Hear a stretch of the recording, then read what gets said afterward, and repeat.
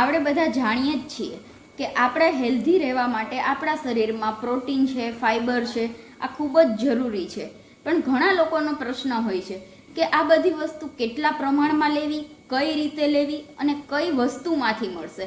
હવે આજે હું તમને બધું ડિટેલમાં બતાવીશ કે પ્રોટીન કેટલું લેવું, કઈ રીતે લેવું, ફાઇબર છે એ પણ કેટલા પ્રમાણમાં લેવું, કેમ કે દરરોજ આ બધું મેન્ટેન કરવું એ પણ એક મુશ્કેલ હોય છે. અને સાથે કે આ બધી વસ્તુ મોંઘા ખોરાકમાંથી જ મળે એવું જરૂરી નથી. આ બધી વસ્તુ આપણને રેગ્યુલર જે આપણા ખોરાક ખાઈએ છીએ એ જ મેન્ટેન કરવાથી આરામથી મળી જશે. સૌથી પહેલાં તો આપણે વાત કરીએ પ્રોટીનની. તો પ્રોટીન જેમ કે આપણા મસલ્સ, સ્નાયુ છે, વાળ છે, ત્વચા છે, આમનું એક બિલ્ડિંગ બ્લોક છે. હવે તમારા ખોરાકમાં પ્રોટીન ઓછું હશે તો ડાયરેક્ટલી એમની ઇફેક્ટ છે તમારી સ્કિન ઉપર દેખાશે, હેર ઉપર દેખાશે. તો એ સપ્રમાણમાં હોવું જરૂરી છે. આનો સીધો નિયમ તમારા વજન સાથે છે. તો એ શું નિયમ છે અને કઈ રીતે છે હું તમને સમજાવું. તો કંઈ સામાન્ય વ્યક્તિ માટે, એટલે જે ઓફિસ કામ કરે છે, જેમનું કામ છે એકદમ નોર્મલ છે, બહુ વેઇટવાળું કે લોડવાળું કામ નથી, એ લોકોએ ડેઇલી પોતાના વજન એટલે કે 1 કિલો વજન સામે 1 ગ્રામ પ્રોટીન લેવું જોઈએ. હવે કોઈ વ્યક્તિનું વજન છે એ 60 કિલો છે તો એમણે ડેઇલી પોતાના ફૂડમાં 60 ગ્રામ પ્રોટીન લેવું ફરજિયાત થશે. હવે કોઈ વ્યક્તિ એવું છે કે વર્કઆઉટ કરે, જીમ કરે છે કે બહુ હેવી લોડેડ કામ કરે છે તો એમનો જે પ્રોટીનનો રેશિયો છે એ 1 ગ્રામથી વધી અને 1.5 એટલે 1.5 ગ્રામથી 2 ગ્રામ જેટલો થઈ જશે. તો એમને પોતાના વજન છે કે 60 કિલો વજન છે તો એનું 1 કિલો વજનની સામે એને 2 ગ્રામ, 1.5 થી 2 ગ્રામ જેટલું પ્રોટીન લેવું પડે. તો જે સેમ 60 કિલોવાળું 60 ગ્રામ પ્રોટીન લેતું હતું એમની જગ્યાએ જો વર્કઆઉટ કરો છો કે કોઈ જીમ કરો છો કે કોઈ બહુ હેવી લોડેડ કામ કરો છો તો એ લોકોએ પોતાનું વજન જો 60 કિલો છે તો એમણે 90 થી 120 ગ્રામ જેટલું પ્રોટીન પોતાના ડેઇલી ભોજનમાં લેવું જ જોઈએ. તો પહેલું કે આ પ્રોટીન છે આપણને આપણા ખોરાકમાંથી કેટલું મળશે અને કઈ રીતે મળે છે. તો જે પ્રોટીન છે એ કયા કયા ખોરાકમાંથી પ્રોટીન મળે છે આમનો પણ મેં વિડીયો બનાવેલો છે, એ પણ એક વખત જોઈ લેજો. અને બીજી વસ્તુ કે ખોરાકમાંથી તમારે દરરોજ એ પ્રમાણે ખોરાક નથી લઈ શકતા તો પ્રોટીન બાર ઘણા પીતા હોય કે જે બજારમાંથી મળે છે, પ્રોટીન પાવડર પણ, તો એ પણ મેં મૂકેલું છે કે એ આપણે ઘરે કઈ રીતે બનાવવું. હવે બજારના પાવડર ઉપર આપણને ભરોસો ન આવે તો આપણે જે પ્રોટીન પાવડર છે આપણે ઘરે કઈ રીતે બનાવી શકીએ અને એમાં કઈ કઈ વસ્તુ યુઝ થશે એનો પણ મેં વિડીયો મૂકેલો છે. તો એ પણ જોઈ લેજો કે ઘરે પ્રોટીન પાવડર આપણે કેમ બનાવવું. બાકી જે સોયાબીન છે, સોયા ચંક્સ છે, એ તમે 100 ગ્રામ ખાશો તો એ 100 ગ્રામમાંથી તમને 52 ગ્રામ સીધું પ્રોટીન મળશે.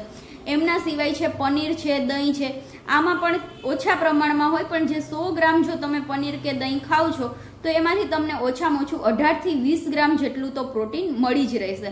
એના સિવાય આપણે કઠોળની પણ વાત કરી હતી કે કઠોળમાંથી પણ પ્રોટીન મળે છે.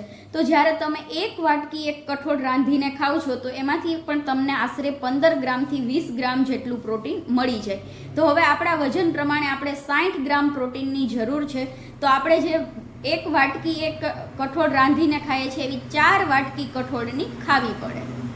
તો તમે તમારી રીતે નક્કી કરો કે પહેલાં જુઓ કે તમારું વજન કેટલું છે, એ પ્રમાણે તમારે ડેઇલી કેટલું પ્રોટીન લેવાનું છે અને એ પ્રમાણે તમારું મેનુ ડિસાઈડ કરો કે ખાવામાં તમારે ભોજનમાં આ વસ્તુ તો લેવી જ પડશે, કેમ કે એનાથી જ તમારું પ્રોટીન છે, ફાઇબર છે એ વધશે અને હેલ્થ છે એ સારી રહેશે. તો જ ઇનડાયરેક્ટલી તમારા હેર છે, તમારી સ્કિન છે, બોડી હેલ્થ છે, મસલ માસ છે, આ બધું મેન્ટેન રહેશે. બીજો સૌથી મહત્વનો ન્યુટ્રિયન્ટ છે ફાઇબર. હવે ઘણા લોકો પ્રોટીન પાછળ એટલા પાગલ થઈ જાય છે કે ફાઇબરને ભૂલી જ જાય છે અને એમના લીધે એમને કબજિયાત છે, ગેસ છે, આવા બધા પ્રોબ્લેમ થાય છે. હવે ફાઇબરની જરૂરિયાત છે એ વજન પર નહીં આધાર રાખે, જે આપણે પ્રોટીનમાં કેલ્ક્યુલેટ કર્યું કે વજન પ્રમાણે કેટલું પ્રોટીન ખાવું જોઈએ એ અહીંયા નહીં આવે. અહીંયા તમારી જે કેલેરી બર્ન થાય છે, તમે કેટલી કેલેરી યુઝ કરો છો અને તમારી જાતિ કે મેલ છો, ફિમેલ છો, એ પ્રમાણે આ ફાઇબર આધાર રાખશે કે આપણા જે ભોજન છે એમાં ફાઇબર કેટલું હોવું જોઈએ. હવે અહીંયા ફાઇબર છે એ જનરલી પુરુષો માટે અંદાજે 35 થી 38 ગ્રામ ફાઇબર ડેઇલી એમના ભોજનમાં હોવું જોઈએ, જ્યારે મહિલાઓ માટે 25 થી 30 ગ્રામ જ ફાઇબર છે એમના ડેઇલી ભોજનમાં હોવું જોઈએ. હવે ફાઇબર શું કામે આટલું જરૂરી છે? તો ફાઇબર છે એ તમારા પાચન તંત્રને એકદમ ચોખ્ખું રાખે છે. જે ભોજન તમે લ્યો છો એમને એબ્ઝોર્બ કરવામાં, એમને પચાવવામાં સારી ભૂમિકા ભજવે છે. એમના સિવાય જે બ્લડ સુગર છે એમને કંટ્રોલ રાખે છે અને તમારું વજનનું પણ નિયંત્રણ કરે છે. અને વજન ઘટાડતા હોય એ લોકો માટે ફાઇબર ફૂડ છે એ બહુ બેસ્ટ સાબિત થાય છે.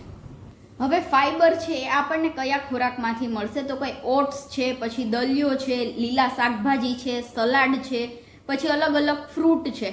હવે ફ્રૂટને છે એ છાલ ઉતાર્યા વગર ખાવાના છે, છાલની સાથે જ ખાવાના છે. અને એક વાત ખાસ નોંધવાની છે કે એમને જ્યુસ કરીને નથી ખાવાનું. જો કોઈ પણ ફ્રૂટનું તમે જ્યુસ કરીને ખાશો તો એમાંથી તમને 0 ફાઇબર મળશે, જરા પણ ફાઇબર નહીં મળે. એટલે જ્યારે પણ કોઈ ફ્રૂટ ખાઓ છો તો એમને ડાયરેક્ટલી સોલિડ ફોર્મમાં જ ખાવાનું છે. એમને તમે જ્યુસ ને લિક્વિડ ફોર્મમાં ખાશો તો અગેન એમાંથી કાંઈ પણ ફાઇબર નહીં મળે.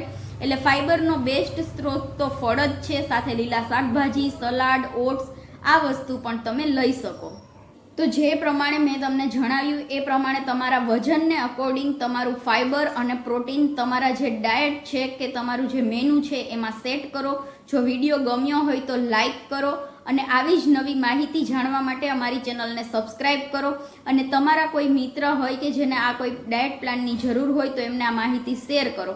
અને આમના સિવાય જો તમને એવું લાગે કે તમારા વજન પ્રમાણે તમારે કેટલું આ પ્રમાણમાં લેવું જોઈએ અને શું લેવું જોઈએ તો તમારું વજન મને કોમેન્ટ કરજો. હું તમને જણાવીશ કે તમારે કેટલું પ્રોટીન, કેટલું ફાઇબર્સ અને એમના સિવાય બીજા ભોજનમાં કયા કયા સ્ત્રોત છે એ ઉમેરવા જોઈએ. જો વિડીયો ગમ્યો હોય તો જરૂરથી એક લાઈક કરજો.